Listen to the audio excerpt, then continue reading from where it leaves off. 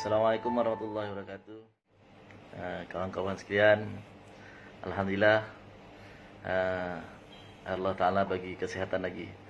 Jadi kawan-kawan semua, saya pesan tolonglah semua kawan-kawan berada di rumah masing-masing. Jangan keluar rumah kalau tidak penting. Kita bukan takut mati, kita bukan takut penyakit ni datang kat kita. Kita takut kita penyebab orang lain dapat penyakit.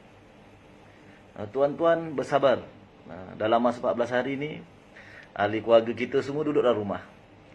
Sekiranya dalam keluarga kita ni ada yang positif, memudahkan pihak KKM untuk kuarantinkan keluarga kita saja. Dia tidak akan membabitkan jiran-jiran kita dan keluarga-keluarga lain.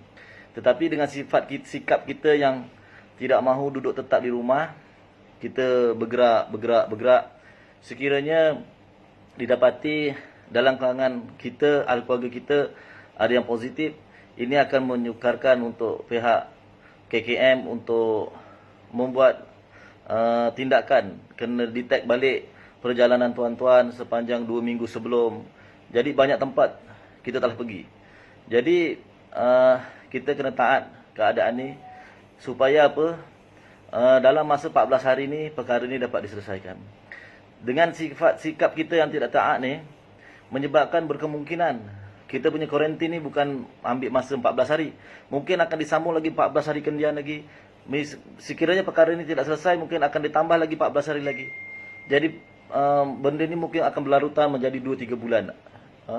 Jadi kita bersabar. Kita duduk di rumah kita, kurangkan aktiviti luar. Kalau boleh jangan.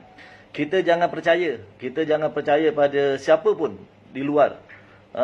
Sebab dia pun tak tahu diri dia positif atau negatif. Jadi kita lebih baik kita duduk tetap di rumah.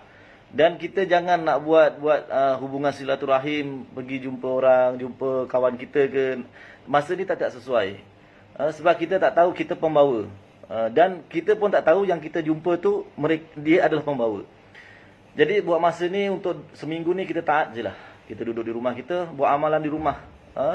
Buat amalan di rumah bersama isteri, anak-anak kita. Sebab kita tak tahu kita pembawa ataupun orang yang kita jumpa dia pembawa. Jadi benda ni halus, tak nampak. Kalau kita pergi berperang ataupun darurat peperangan, kita nampak musuh bawa senjata, bom sana, bom sini. Jadi kita takut untuk keluar rumah. Tapi virus ni dia tak nampak. Siapa pun yang kita jumpa pun kita tak tahu dia ada virus ke tidak virus. Dan kadang-kadang kita peralatan pasar raya, peralatan awam yang kita kongsi bersama, benda-benda ni pun akan menyebabkan kita pun terkena. Begitu juga sekiranya hari ini kita cek kita positif, kita negatif. Dan itu pun tidak menjamin kita untuk esok-esok pun kita tetap negatif. Mungkin hari ini kita cek negatif, mungkin esok lusa kita jumpa pesakit yang kita tidak tahu dan kita akan jadi positif dan kita telah menyebabkan orang lain pun turut bersama jadi positif. Jadi tuan-tuan, untuk 2 minggu ni insya-Allah lah kita duduk di rumah.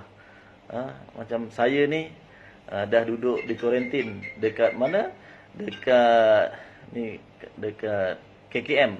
KKM telah tempatkan pusat kuarantin untuk saya dengan ahli jemaah saya semua.